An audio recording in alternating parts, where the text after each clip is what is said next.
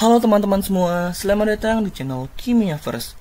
Pada video kali ini, kita akan melanjutkan pembahasan di video sebelumnya mengenai soal-soal olimpiade untuk bidang kimia di tingkat kabupaten kota pada tahun 2017.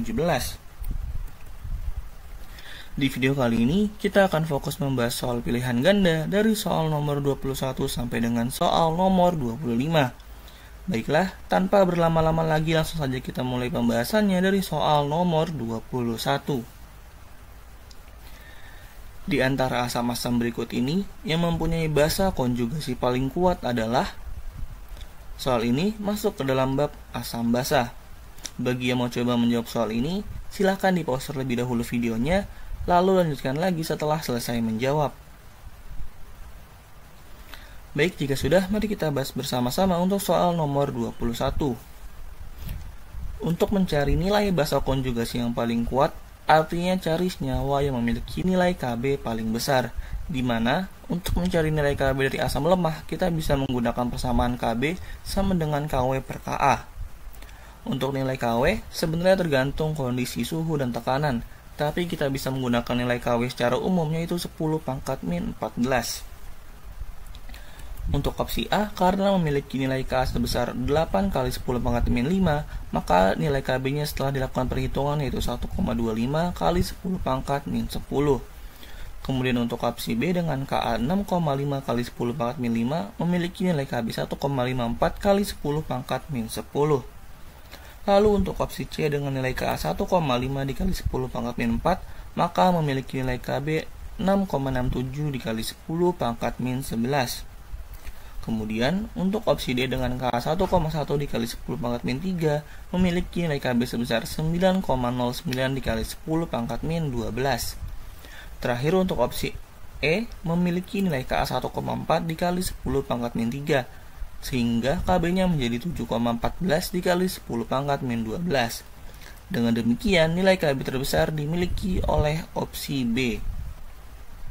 Jika kita lihat hasilnya, sebenarnya tanpa melakukan perhitungan, kita bisa memilih jawaban yang memiliki nilai Ka terkecil.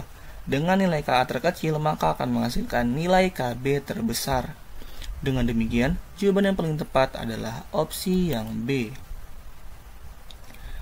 Lalu kita ke soal selanjutnya, yaitu soal nomor 22.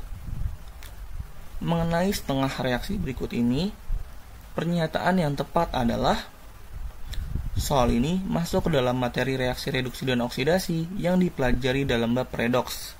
Bagi yang mau coba menjawab soal ini, silahkan di-pause terlebih dahulu videonya, lalu lanjutkan lagi setelah selesai menjawab. Baik, jika sudah, mari kita bahas bersama-sama untuk soal nomor 22.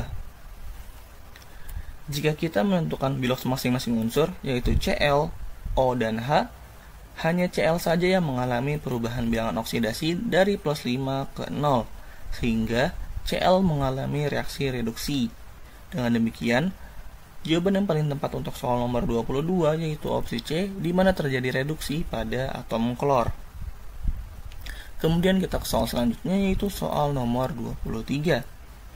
Hitunglah berapa nilai potensial sel atau E0 sel untuk reaksi berikut ini, yaitu 2AU3+ ditambah 3ZN menjadi 2AU ditambah 3ZN2+ jika diketahui AU3+ menjadi AU yaitu sebesar 1,50 volt, lalu ZN menjadi ZN2+ menjadi ZN sebesar minus 0,76.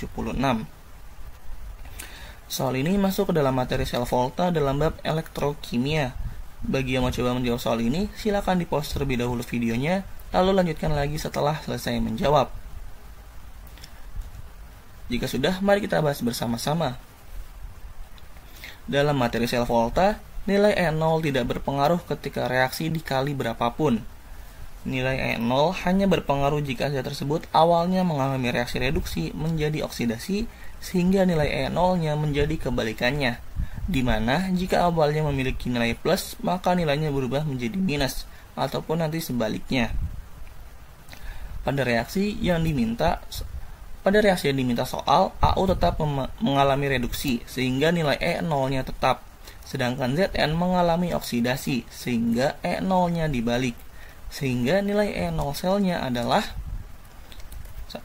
plus 1,5 dari AU dan plus 0,76 dari ZN, sehingga nilainya menjadi 2,26 volt. Dengan demikian, jawaban yang paling tepat adalah opsi yang C. Lalu kita ke soal nomor 24. Di antara kelompok senyawa berikut ini, yang termasuk aldehid, asam, dan alkohol adalah. Soal ini masuk ke dalam materi gugus fungsi pada bab kimia organik. Bagi yang mencoba menjawab soal ini, silakan di-pause terlebih dahulu videonya, lalu lanjutkan lagi setelah selesai menjawab. Baik, jika sudah, mari kita bahas bersama-sama untuk soal nomor 24.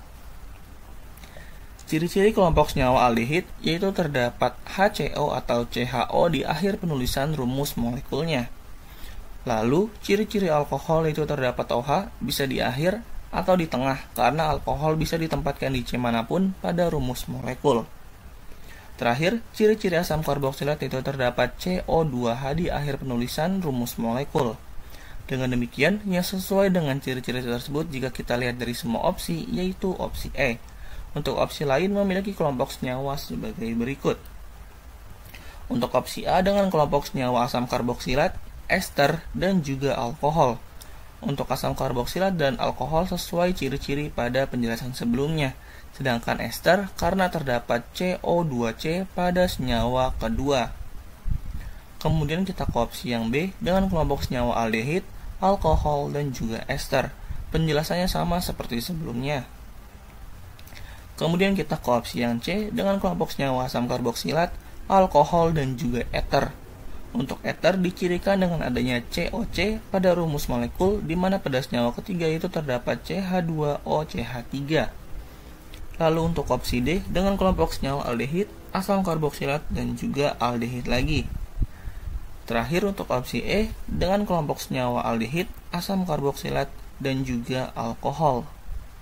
Dengan demikian, jawaban yang paling tepat untuk soal nomor 24 adalah opsi yang E. Lalu kita ke soal terakhir untuk video ini, yaitu soal nomor 25. Di antara kelima senyawa organik di bawah ini, yang paling benar tata namanya secara IUPAC adalah. Soal ini masuk ke dalam materi tata nama senyawa yang dipelajari pada bab kimia organik. Bagi yang mau coba menjawab soal ini, silakan di-pause terlebih dahulu videonya, lalu lanjutkan lagi setelah selesai menjawab. Baik, jika sudah, mari kita bahas bersama-sama untuk soal nomor 25. Untuk opsi A yaitu 2-bromo 4-hidroksi 4-pentena. Penamaan ini salah karena seharusnya penomoran dilakukan dari gugus OH, karena gugus OH lebih prioritas dibandingkan dengan gugus BR. Sehingga penamaan yang benar adalah 4-bromo 2-hidroksi 1-pentena. Kemudian kita ke opsi yang B, yaitu 2-metil 1-pentena 4-ol. Kasus ini sama seperti opsi A, di mana gugus alkohol lebih prioritas dibandingkan gugus metil, sehingga penamaan yang benar yaitu 4-metil 4-pentena 2-ol. Kemudian kita ke opsi yang C. Untuk opsi C yaitu 2-kloro 1,3 siklohexadiena. Penamaan ini sudah benar karena penomoran dilakukan dari gugus alkena yang lebih prioritas dibandingkan gugus kloro. Lalu kita ke opsi yang D yaitu 2-metil 2-heksena 4-ol. Penamaan ini salah karena seharusnya penomoran dilakukan dari C yang terdekat dengan gugus OH, sehingga penamaan yang tepat yaitu 5-metil 4-heksena 3-ol. Terakhir untuk opsi E yaitu 5-metil sikloheksena 1-ol. Penamaan ini salah karena penamaannya mengandung alkena tetapi tidak dijelaskan pada C nomor berapa. Mungkin bisa menjadi 5-metil sikloheksena 1-ol jika tidak mengandung alkena, atau 5-metil sikloheksena 1-ol jika maksudnya alkena berada pada C nomor 1. Dengan demikian, jawaban yang paling tepat adalah opsi yang C. Nah, kira-kira dari soal nomor 21 sampai nomor 25, teman-teman betul berapa nih? Bagi yang benar semua, selamat, dan jika ada beberapa yang masih salah, bisa disimak lagi pembahasan mengenai soal dari nomor 21 sampai dengan soal nomor 25 di video ini. Mungkin sekian pada penjelasan di video kali ini. Semoga bermanfaat, dan apabila ada hal yang ingin didiskusikan, bisa kita diskusikan bersama di kolom komentar. Jangan lupa juga untuk melihat video lainnya terkait pembahasan analisa kimia di tahun-tahun sebelumnya. Sampai jumpa di video selanjutnya. Terima kasih.